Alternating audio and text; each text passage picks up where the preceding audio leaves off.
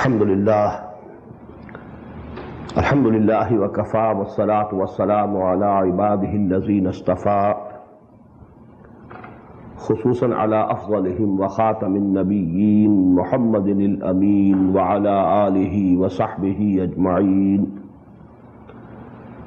أما بعد فقد قال الله تبارك وتعالى كما ورد في سورة حاميم السجدة: اعوذ باللہ من الشیطان الرجیم بسم اللہ الرحمن الرحیم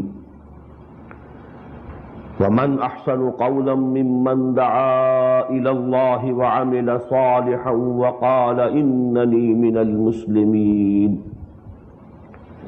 ولا تستوی الحسنة ولا السیئة ادفع بالتي هي احسن فاذا الذي بينك وبينه عداوة كأنه ولي حميم وما يلقاها الا الذين صبروا وما يلقاها الا ذو حظ عظيم وَإِمَّا يَنزَغَنَّكَ مِنَ الشَّيْطَانِ نَزْغٌ فَاسْتَعِذْ بِاللَّهِ إِنَّهُ هُوَ السَّمِيعُ الْعَلِيمُ. صدق اللہ العظیم. رب اشرح لي صدری ويسر لي أمری واحلل عقدة من لسانی يفقهوا قولی. اللهم ربنا ألهمنا رشدنا وأعذنا من شرور أنفسنا. اللهم أرنا الحق حقا وارزقنا اتباعه وأرنا الباطل باطلا وارزقنا اجتنابه. اللهم وفقنا لما تحب وترضى. آمين يا رب العالمين. Dear brothers and sisters and sons and daughters in Islam, Assalamu alaikum wa rahmatullahi wa barakatuh. Those of you who were present last evening, they know the two ayat of the lesson that we discussed yesterday still remain to be discussed. I'm sorry that our timing is not going correctly, but these things cannot be controlled. Ma sha Allahu kan wa ma lam yasha lam yakun. These 7 ayat 30 to 36 of Surah Hamim al-Sajda, as you know, they comprise the 4th and the last lesson of part 1 of the selected course of study that we are discussing in these sessions. And this in itself can be divided into 2 parts. The first 3 ayat we discussed fully, and they give us what we can call مرتبہ ولایت اور مرتبہ احسان. The level of iman, the level of momin, the highest level which a momin can attain. In the words of the Quran, it is either ihsan, wallahu yuhibbul muhsinin, or it is wilaya, ala inna awliya allahi la khawfun alayhim wa la hum yahzanun. So we discussed these 3 ayat, the 30th, 31st and 32nd ayat of Surah Hamim Sajda, and compared them to the 3 ayat of Surah Yunus, 62 to 64. Ala inna awliya Allahi la khawfun alayhim wa la hum yahzanun alladhina amanu wa kanu yattaqun lahumul bushra fil hayati dunya wal akhirah ila akhir al-ayah. Now, people who attain to this level, I told you that their first priority and their first preoccupation in this world, in which they would invest themselves, their time, their energies, their capabilities, their intelligence, their faculty of speech, their faculty of understanding, would be to call people towards Allah, or in other words, to call people to the path of Allah. And that is actually discussed in the remaining 4 ayat which I have recited today also. وَمَنْ أَحْسَنُ قَوْلًا مِّمَّنْ دَعَا إِلَى اللَّهِ وَعَمِلَ صَالِحًا. This ayah we discussed. Who can be better in his speech? Every human being has a tongue to speak. Every human being has been endowed with the faculty of speech. But the use to which everyone is putting it is different. Somebody using this faculty only to earn money, and that's all. You know, the pleaders, the lawyers, they actually encash their faculty of speech. The better a person can express and argue, the more fee he gets. In the same way, the demagogues, the leaders, public leaders, who can make fiery speeches, they become political leaders of the nations. But you know, all these uses of this faculty are actually not worthless. The best use is وَمَنْ أَحْسَنُ قَوْلًا مِّمَّنْ دَعَا إِلَى اللَّهِ وَعَمِلَ صَالِحًا. Who can be better in speech than a person who called others to Allah or to his path? And when calling towards Allah or to his path, his own character, his own seerah, his own behavior, that should be according to the dawah that he is presenting to the people. عَمِلَ صَالِحًا. Otherwise, this dawah will go in vain. Rather, he will bring bad name. Even the dawah, the call, the message that he is conveying may be the best message. But if people look to his own character, his own behavior, his own attitude, and it is not up to that message, then they might be disillusioned about the message itself. So here, amal salih actually, that is mentioned as a support, a necessary prerequisite for a successful dawah. وَمَنْ أَحْسَنُ قَوْلًا مِّمَّنْ دَعَا إِلَى اللَّهِ وَعَمِلَ صَالِحًا وَقَالَ إِنَّنِي مِنَ الْمُسْلِمِينَ. This last part of this ayah, as I told you, is either expressing humility, not arrogance. I am also a Muslim. I am also a sinning person. I also commit mistakes. But let us get up. Let us try to reform ourselves together. Let us go towards the path of Allah. Let's go on trying to be better and better in Islam and Iman. So that should be the way. That should be the attitude. Not that a person who is making da'wah towards Allah, he looks down upon other people. He thinks himself that he is something else. Innani min al-Muslimin. And secondly, it shouldn't start any new sect. Don't have any other identifications except Islam. Huwa sammakumul Muslimin. Allah subhanahu wa ta'ala has given you the best name, Al-Muslimun. So actually, if you adopt another name and another identity for yourself, it's not good. You can, if a person thinks that, the Mazhab-e-Hanafi or Mazhab-e-Maliki, as regards the school of fiqh, this appears to him to be preferable, he can practice it, no harm. But he should identify himself only as a Muslim. Now then, as I told you, wherever there is dawah towards the truth, there must come some persecution, some resentment. Al-haqqu murrun. Truth is always bitter. Now in this conflict, now the requirement is to be steadfast, to have patience. But here we find in this passage, at this place of the Quran, a higher level, rather the highest level of sabr. Sabr, patience, steadfastness, forbearance. For that it is sufficient that if somebody is doing bad to you, you just tolerate it. Not retaliate with anything, bad. But the highest level is idfa billati hiya ahsan. They are doing harm to you, you try to do good to them. Defend in the best way.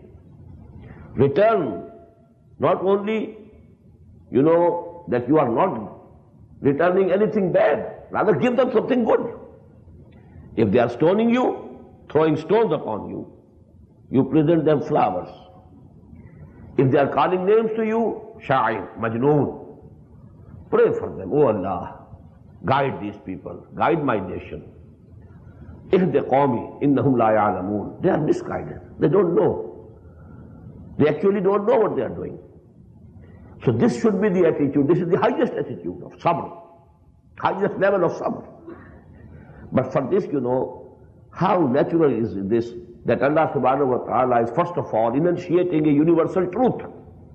Nobody can, deny it. وَلَا تَسْتَوِي الْحَسَنَةُ وَلَا السَّيِّئَةُ. Good and evil cannot be equal. Can anybody argue against it? Deny it? Good is good, evil is evil. وَلَا تَسْتَوِي الْحَسَنَةُ وَلَا السَّيِّئَةُ. Now naturally, the result of good should be good. The result of evil should be evil. So if somebody is doing evil to you, you do good to him. You want a good result, good response. So you do good to him. What will be the result? idfa billati hi ahsan fa idha alladhi baynaka wa baynahu adawatun. It will come to happen that the same person between whom and you was enmity, kannahu waliyyun habib, he may turn into a friend, into a supporter, a lover of yours, a supporter of yours, a very, sincere supporter, very sincere comrade, very sincere, rafiq in the way of Allah. He might become from among your Hawariyin. So actually, this is the result of doing good to those who are doing bad to you, who are doing harm to you. وَمَا يُلَقَّاهَا إِلَّا الَّذِينَ صَبَرُوا. But this level cannot be attained except by those who have patience, who have forbearance. Now see, all those four things which we had in Surah Al-Asr, they are mentioned here also. Iman, إِنَّ الَّذِينَ قَالُوا رَبُّنَا اللَّهُ ثُمَّ اسْتَقَامُوا. And in Summa Istaqamu, Amalus Salih is also mentioned. Then, Tawasi bil Haqq. وَمَنْ أَحْسَنُ قَوْلًا مِمَّنْ دَعَا إِلَى اللَّهِ وَعَمِلَ صَالِحًا. Then Tawasi bil Sabr. وَمَا يُلَقَّاهَا إِلَّا الَّذِينَ صَبَرُوا. This highest level cannot be attained except by those who have patience, who have forbearance, who are steadfast. وَمَا يُلَقَّاهَا إِلَّا ذُو حَظٍّ عَظِيمٍ. And this position and high level cannot be attained except by those who are fortunate par excellence, who have the greatest good fortune. حَظٍّ عَظِيمٍ. Haz, fortune. حَظٍّ عَظِيمٍ, greatest fortune. This level can be attained only by those. I told you last evening that this level, if we keep it in mind, the most complete model of this level is the Prophet Muhammad sallallahu alaihi wasallam himself. What he was doing at Makkah, calling people towards Allah. And he was being persecuted. Everything was being said of him. He is shy, he is Majnoon, he is deceiving us. He is taking dictation from a learned person whom he has kept in his house secretly. He gets iktatabaha, he gets dictations every morning, every evening, and then he comes, and says that it is a revelation which is coming to me. All these things. But what he was doing, praying to Allah, standing in the night, praying for their guidance. Oh Allah, guide them. And he was taking names of people. Oh Allah, out of these two people who are very important, Amr ibn Hisham and Umar ibn Khattab, please give me at least one out of these two. And Allah subhanahu wa ta'ala granted the prayer in respect of Umar ibn Khattab, and he became Umar the Great, Umar Farooq radiyallahu ta'ala. So this is the way the Prophet was behaving.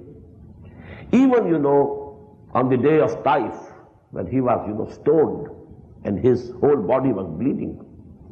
And due to bleeding, he felt weak. He sat down. And 2 street urchins came.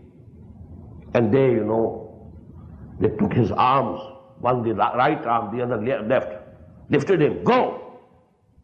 That was the treatment given to him. The streets of Taif and the beloved of Allah, Habibullah. And this was the state of affairs. But even then, when he was returning from Taif, the angel of the mountains, he came to him. Allah subhanahu wa ta'ala sent me. If you like, I will make these 2 mountains collide, between which this valley is there, in which this city of Taif, exists, so that all these people who have given you that treatment, they are crushed. He said, no. Maybe Allah subhanahu wa ta'ala guides their progeny. Their children may accept this message.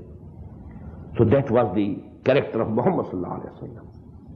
And then we find this level, in the lives of the awliya Allah, Sufiya, who dedicated all of their life to the propagation of Islam and calling people towards the way of Allah or towards Allah subhanahu wa ta'ala. And the same thing. They went to far-fledged places. Shaykh Mu'izzuddin Ajmeri came over to Ajmer. When? When it was the heart of Hindu empire, the Rajput kingdom. It was not still included in the Islamic world. He came there, sat there, and hundreds and thousands of people, they embraced Islam at his hand. But whole life devoted to the calling towards Allah. And people, if they are doing something bad for them, well, no return in the same coin. Only praying for them, doing good to them. لا تستوي الحسنة ولا السيئة ادفع بالتي هي أحسن فإذا الذي بينك وبينه عداوة كأنه ولي حميم وما يلقاها إلا الذين صبروا وما يلقاها إلا ذو حظ عظيم. But please note one thing. This is actually which I call maqam da'wah, level of da'wah. There is a higher level also. And that is the level of iqamatud deen. When you have to establish the deen of Allah, that requires a revolutionary struggle. And in a revolutionary struggle, you have to come face to face with the enemies of Allah. Fight them in battles.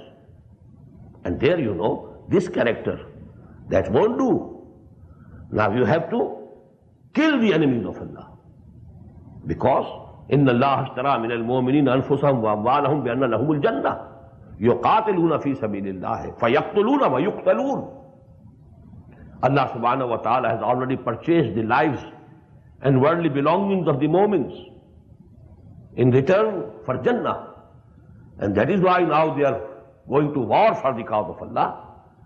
And they are killing others, the enemies of Allah, who are opposing the establishment of Islam as a deen, as a system of life, as a politico-socio-economic system, and they are being killed also. They are laying down their own lives. They are being martyred. So that level is different. Because then we have, 2 phases of the struggle of Muhammad sallallahu alaihi wasallam. The Makki phase, it was the phase of da'wah. And that was actually what has been depicted here.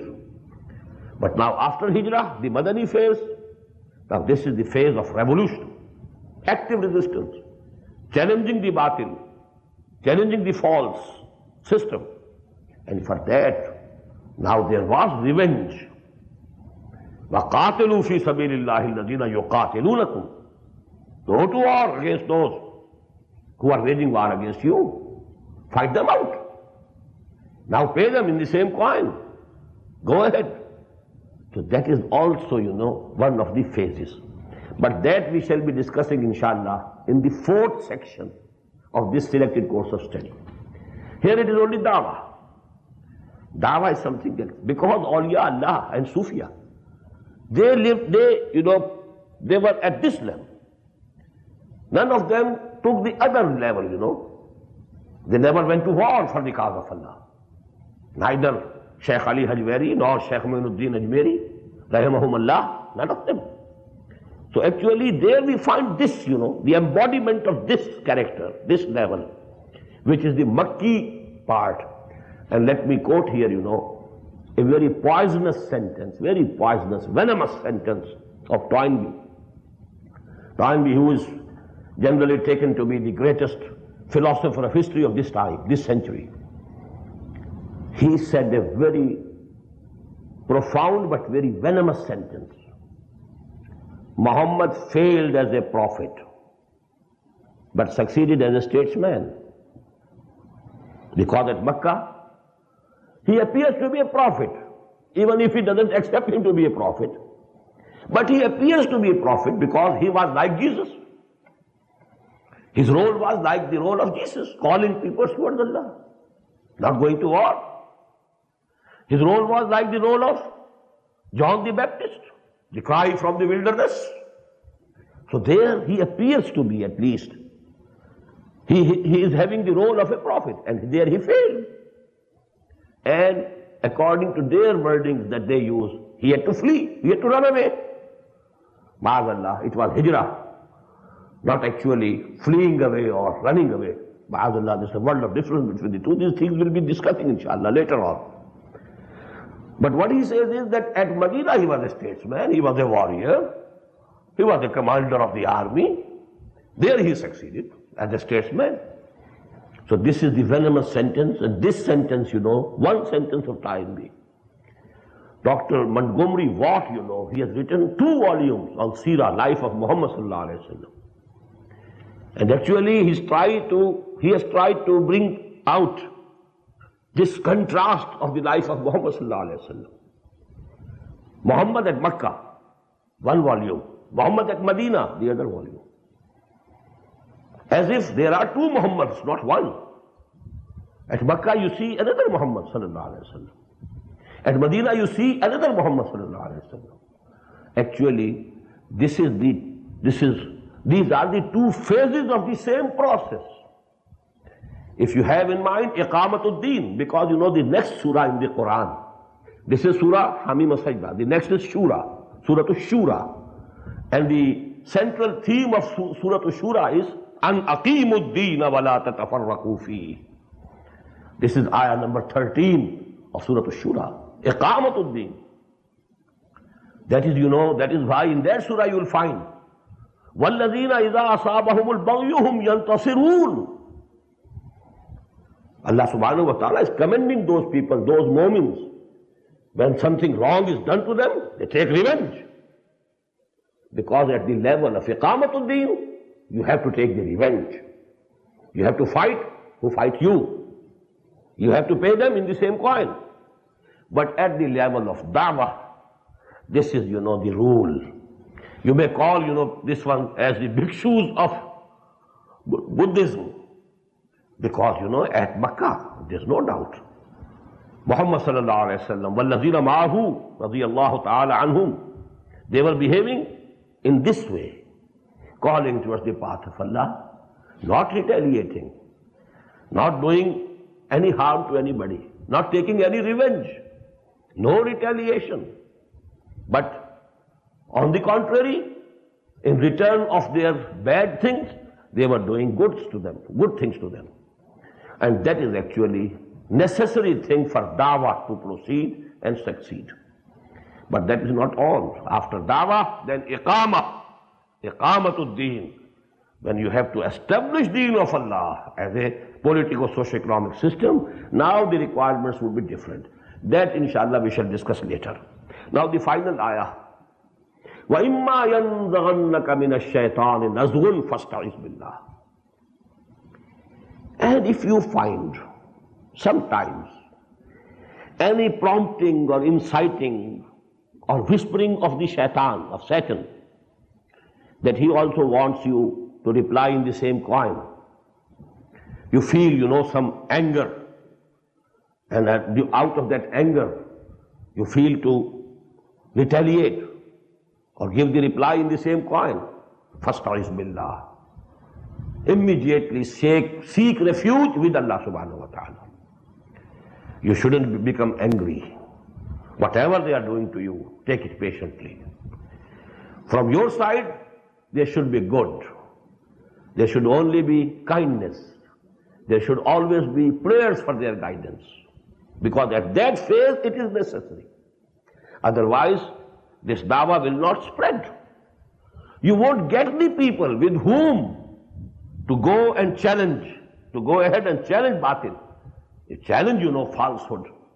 You need people. To gather people, you have to make dawah.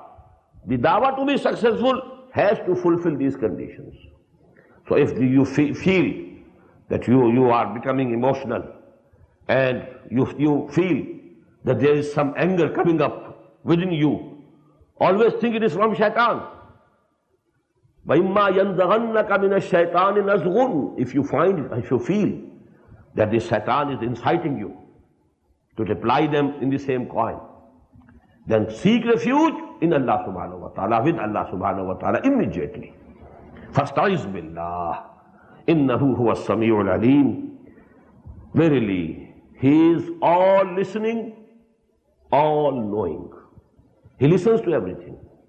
Whatever somebody is saying about you, He is listening. He knows. There is the ayah in the Quran, وَلَقَدْ نَعْلَمُ أَنَّكَ يَضِيقُ صَدْرُكَ بِمَا يَقُولُونَ. Oh Muhammad sallallahu alayhi wa sallam, we know very well that your chest is shrinking due to what they are saying to you. Muhammad sallallahu alayhi wa sallam felt the grief. The same people were saying to me, As-Sadiq, Al-Amin, and now they have become my enemies. They say I am a liar, I am a deceit, I am only a poet. I never said any poetry before. Never in my life. I passed 40 years with them. I never passed any time with any poet. And I never said any poetry. Now they say he is a poet. And he is a magician, sahir. He is majnoon. He has gone crazy. His mental balance has gone. Some evil spirit has possessed him. وَلَقَدْ نَعْلَمُ أَنَّكَ يَضِيقُ صَدْرُكَ بِمَا يَقُولُونَ. And you find, in Surah Al-Muzammil, وَاصْبِرْ عَلَى مَا يَقُولُونَ وَاهْجُرْهُمْ هَجْرًا جَمِيلًا. Have patience on what they are saying.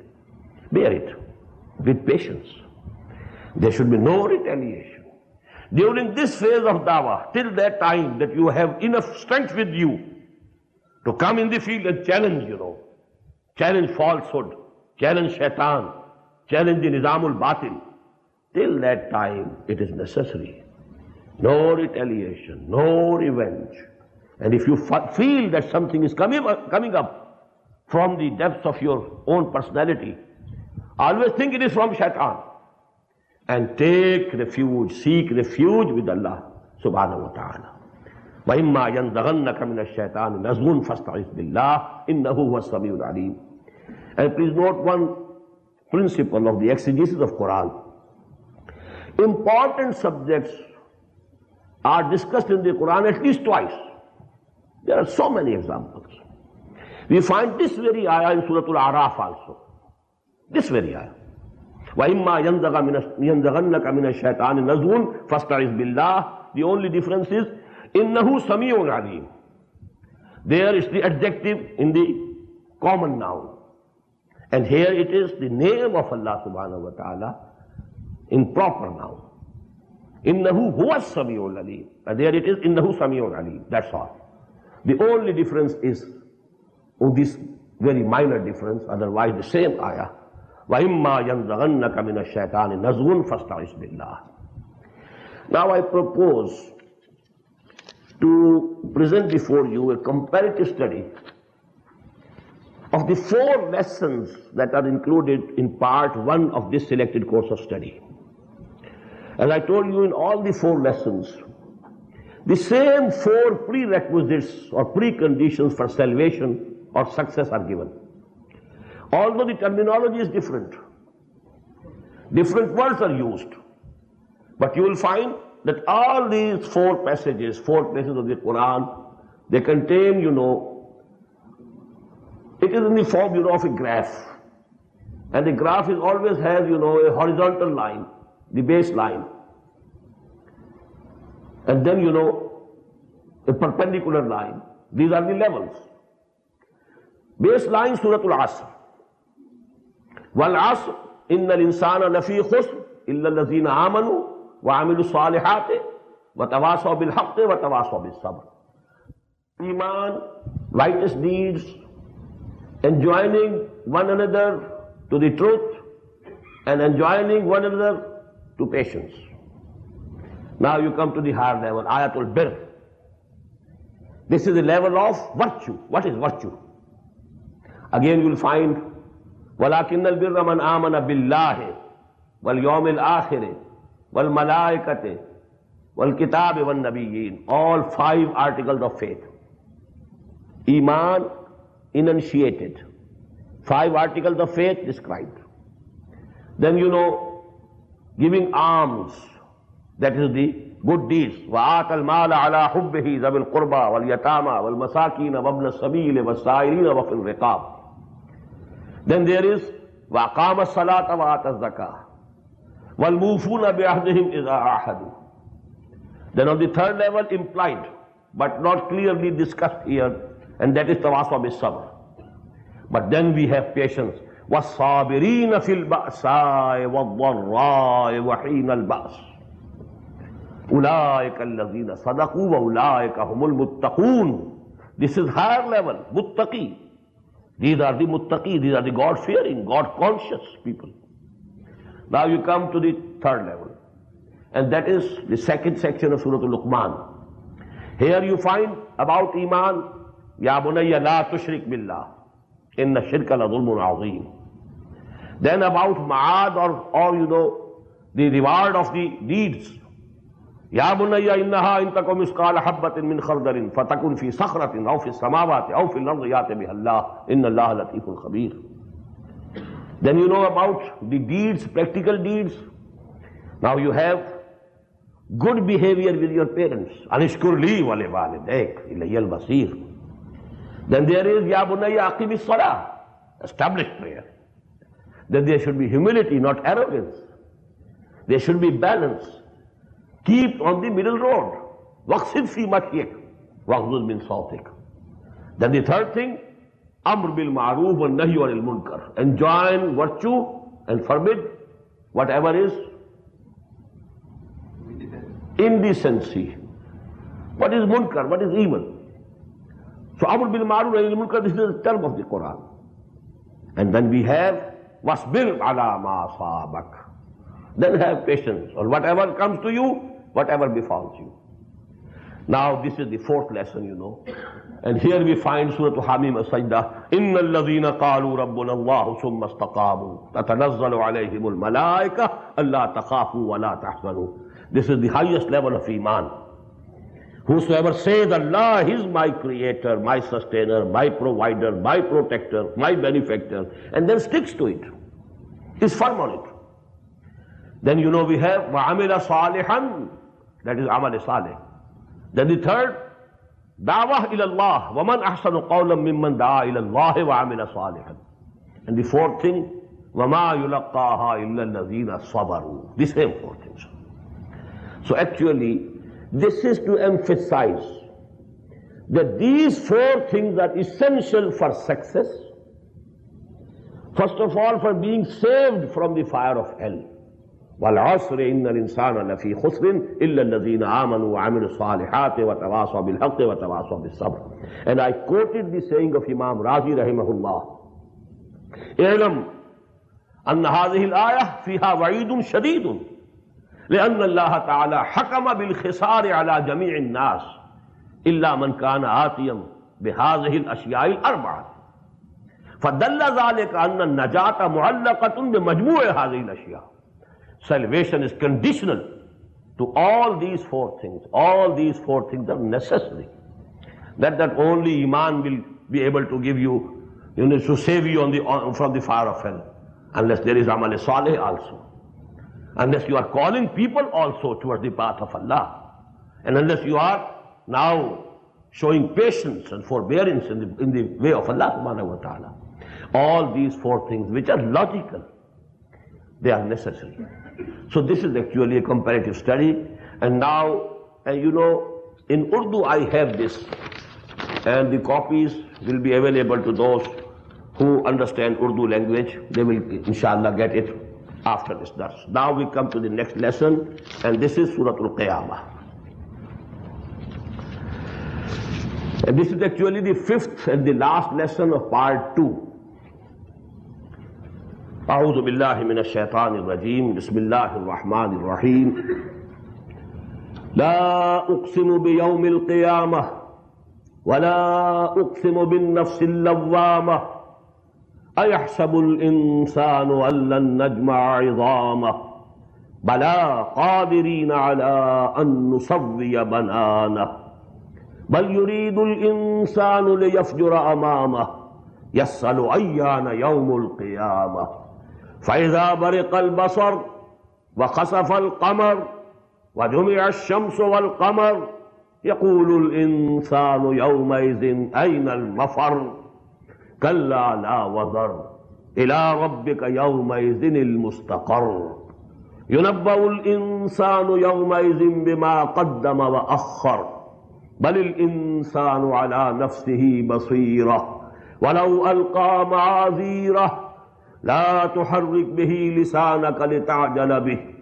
إن علينا جمعه وقرآنه فإذا قرأناه فاتبع قرآنه ثم إن علينا بيانه كلا بل تحبون العاجلة وتذرون الآخرة وجوه يومئذ ناظرة إلى ربها ناظرة ووجوه يومئذ باسرة تظن أن يفعل بها فاقرة كلا إذا بلغت التراقي وقيل من راق وظن أنه الفراق والتفت الساق بالساق إلى ربك يومئذ المساق فلا صدق ولا صلى ولكن كذب وتولى ثم ذهب إلى أهله يتمطى أولى لك فأولى ثم أولى لك فأولى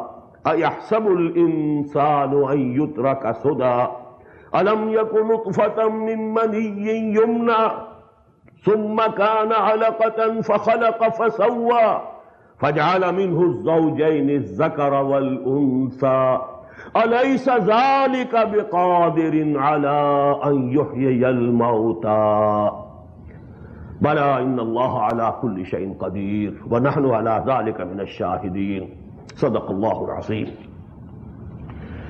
Now about this lesson of ours, please note a few points, preliminary points.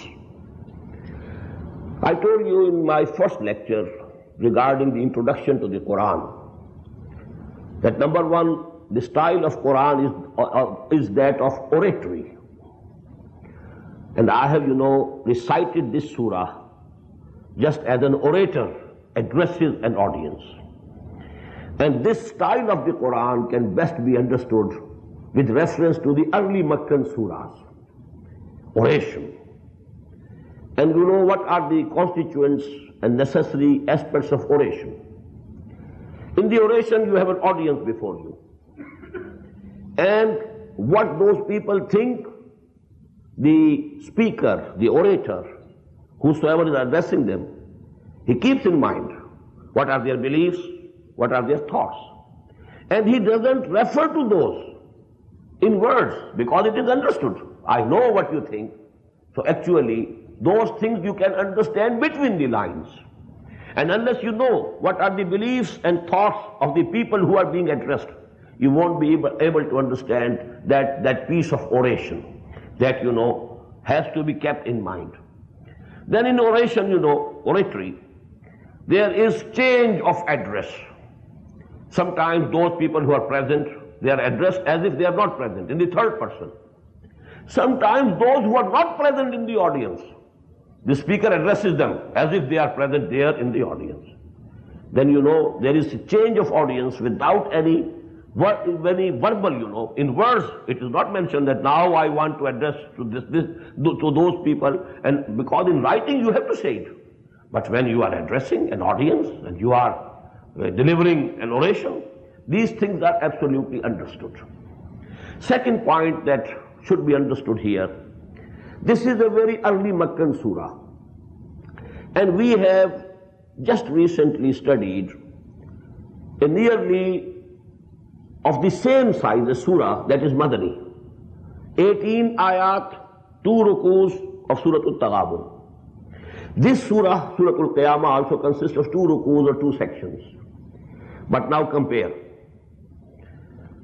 In my Mus'haf, 28 lines are occupied by Surah Al-Taghabun and only 16 by this Surah Al-Qiyamah. But the number of ayat is there 18, and here it is 40. Small ayat, rhythm, you know, very conspicuous rhythm, sound effect very prominent, flow is very fast. You can compare it to, you know, a river in the mountainous region and a river which is flowing in the plains. Those who have seen, you know, river Indus in the mountainous region and the same river in the plains of Punjab, what's the difference? There, you know, the breadth is very small, but the depth is great. When it enters the plain of Punjab, now the width is very, very big, 14 miles, 16 miles.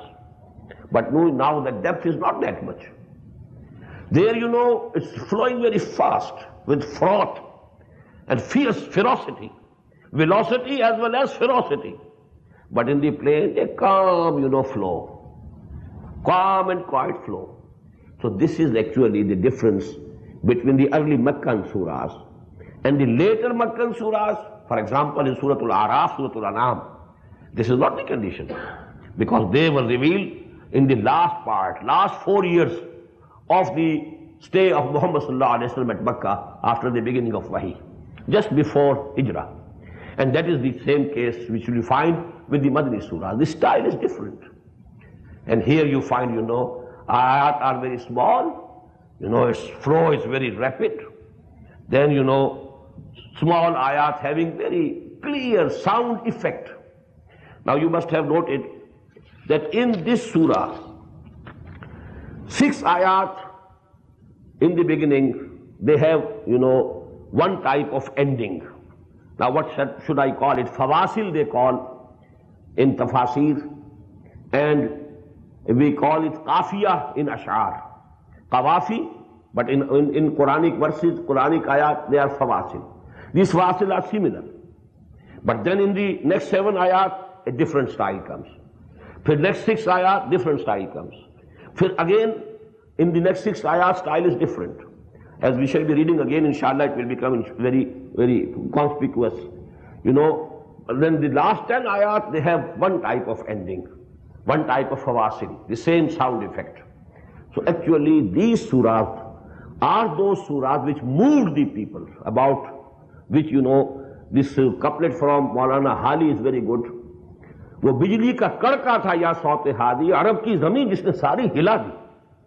You know, there was a sort of, you know, what I can say, a zalzala, an earthquake coming over. What he's saying, these pieces of literature, their literary beauty, because, you know, the Arabs had a very deep taste, very fine taste of literature, poetry as well as oratory.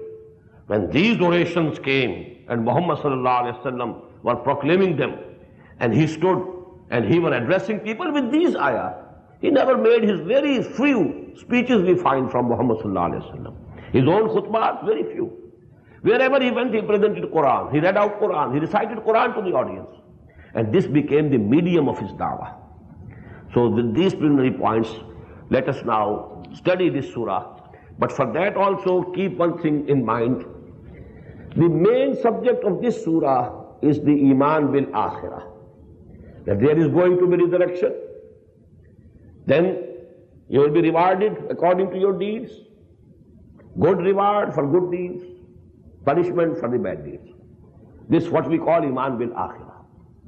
Now what was the controversy? We must understand first of all. The people who were being addressed by Quran, or for that matter by Muhammad sallallahu alaihi wasallam, they believed in Allah. There was none there. Maybe some microscopic minority who didn't believe in Allah. Just possible. But all people believed in Allah. They believed that Allah is the sole creator of the whole universe. In that way they were muwahhideen. وَلَئِن سَأَلْتَهُمْ مَنْ خَلَقَ السَّمَاوَاتِ وَالْأَرْضِ لَيَقُولُنَّ اللَّهُ. If you ask them, who created the heavens and the earth? They will surely say Allah. So there was no, in their beliefs, creation was only by Allah subhanahu wa ta'ala.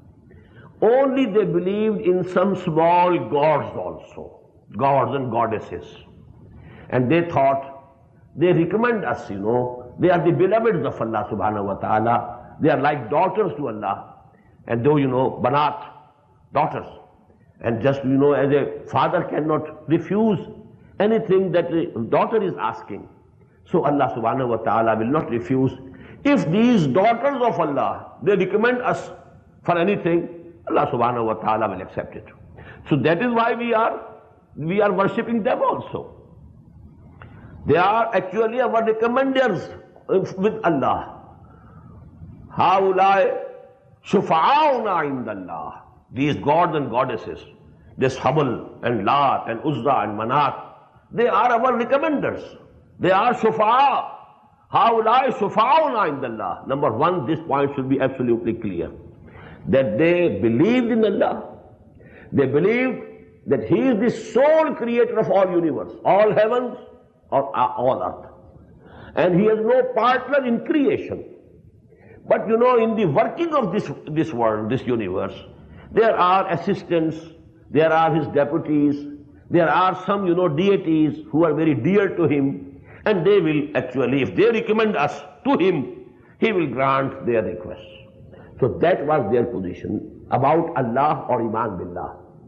Secondly, some of them did believe in Akhirah also.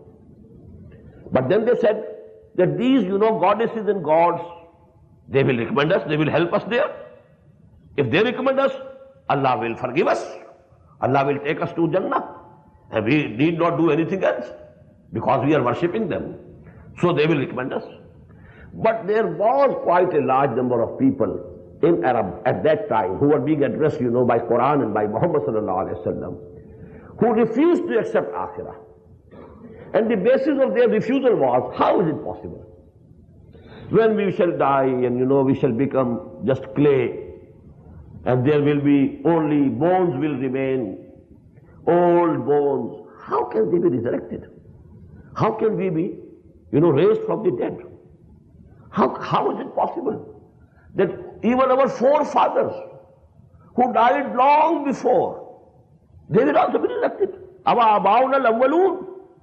Hayhata ma tu'adun. No, it's impossible. It's a very far-fetched thing that Muhammad is saying. It's impossible. So this is actually their position. And keeping this position in view before you, then if you read these ayat, then you will understand. Because who are the people who are being addressed? And what was their belief regarding Allah? They believed in Allah. But actually, the only thing was that they are not accepting the resurrection. Ba'as ba'dal maut. They are not accepting it. So as we found in Surah Al-Taghabun, Allah subhanahu wa ta'ala in one ayah, زَعَمَ الَّذِينَ كَفَرُوا أَلَّنْ يُبْعَثُوا قُلْ بَلَا وَرَبِّي لَتُبْعَثُنَّ ثُمَّ لَتُنَبَّؤُنَّ بِمَا عَمِلْتُمْ. These people are under the wrong notion that they will not be resurrected. They will not be raised from the dead. Say to them, O Muhammad sallallahu alayhi wa sallam, surely, and I swear by my Allah, by my Rabb, by my Creator and Sustainer, you will be resurrected. لَتُبْعَثُنَّ ثُمَّ لَتُنَبَّؤُنَّ بِمَا عَمِلْتُمْ. And then you will be told and apprised of what you had done in this world.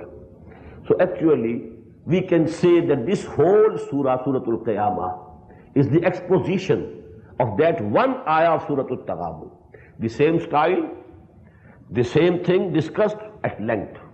And you know these, and some of the points which have been discussed here, we discussed those points in our introductory lecture to the Quran, the compilation of the Quran, how it was compiled. This is also discussed here.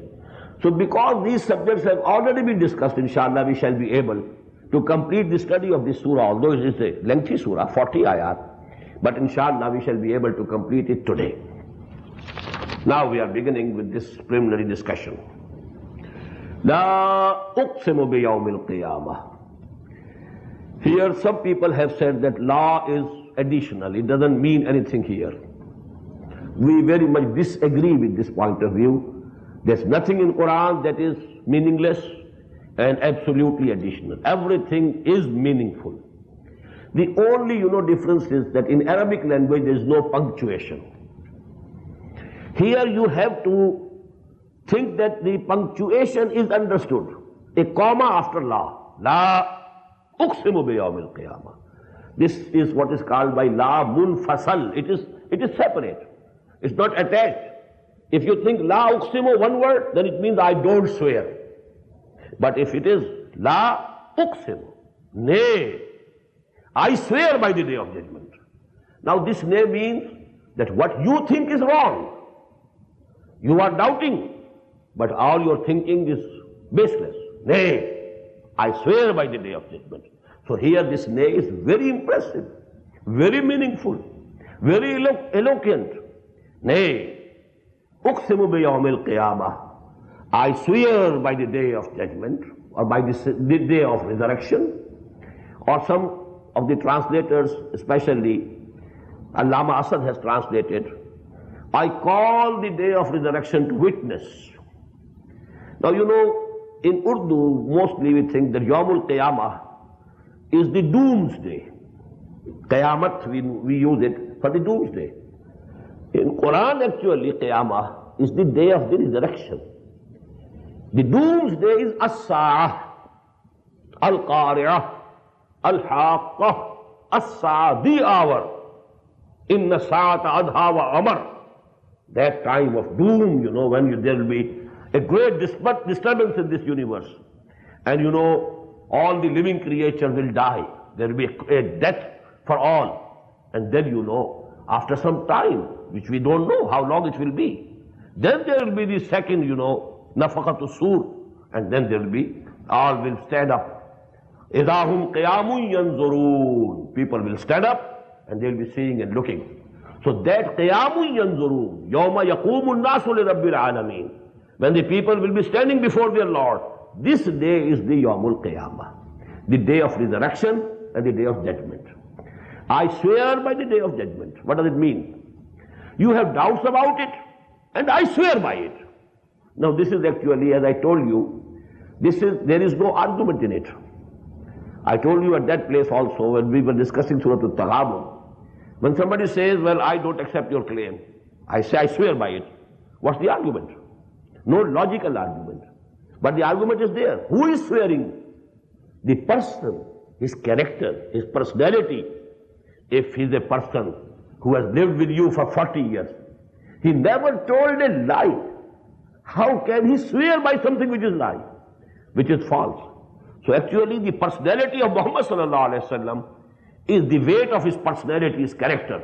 That is behind it. That's the argument. I swear by the day of judgment. وَلَا أُقْسِمُ بِالنَّفْسِ اللَّوَّامَةِ. And nay, and I swear by the biting conscience, by the reproaching soul within you. This is, a common experience of every person. When he has committed something wrong, he finds within him something is biting. And they say, and maybe you must have said sometimes, well, my conscience is biting me. Why I did so? I shouldn't have done that. I did so out of mistake. Maybe it was, a timely, emotional moment, and I committed an error.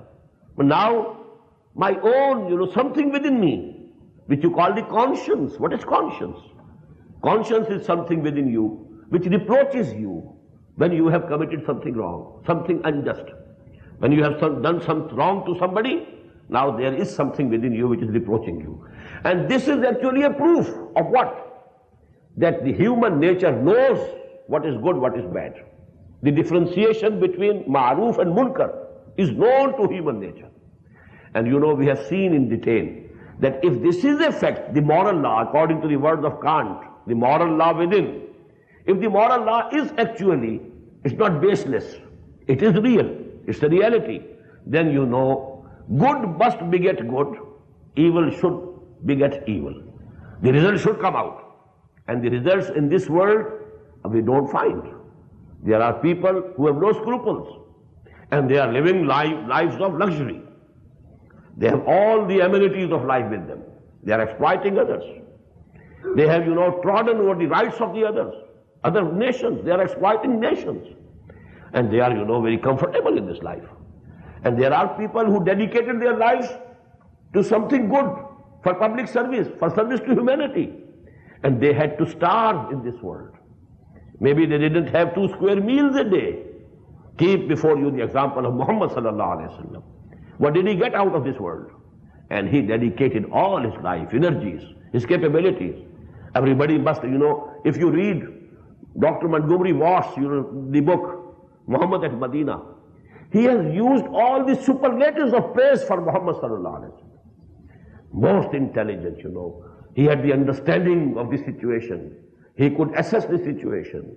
He could assess people. He could know who is who. And you know, he had the best sense of using the opportunities that came his way. All these things in the superlatives. But what did he get for himself or for his family? You know, fire didn't burn in the hearth of his home for several days at length. And you know, they used to starve without food. So that is actually a proof that there must be some day of judgment. There must be another life where this true result of our deeds should appear. And good should beget good, and evil should beget evil. So this is actually, in an essence, this is the summary of those arguments that we have been discussing before. Regarding, you know, the last ruku of Surah Al Imran, we discussed at length how from Iman Billah we proceed to Iman Bil Akhirah. And this is here in the form of a swear, an oath. La uqsimu bi yawmil qiyamah, wa la uqsimu bin nafsil lawwamah, ayahsabu al-insanu an lan najma'a izamah. Does man think that we shall not be able to gather and assemble his bones? He thinks that when I'm dead, my bones have also decayed, my flesh would have become clay and mixed with clay. How can I be resurrected? أَيَحْسَبُ الْإِنسَانُ أَن لَّن نَّجْمَعَ عِظَامَهُ Bala. Why not? قَادِرِينَ كُنَّا. Here, you know, it is understood. كُنَّا قَادِرِينَ. قَادِرِينَ عَلَىٰ أَن نُّسَوِّيَ بَنَانَهُ. We have the power. We have the authority. We can, you know, not only assemble his bones, but we can reconstruct even his fingertips in the best of the way. You know, the whole body will again be reconstructed, restructured.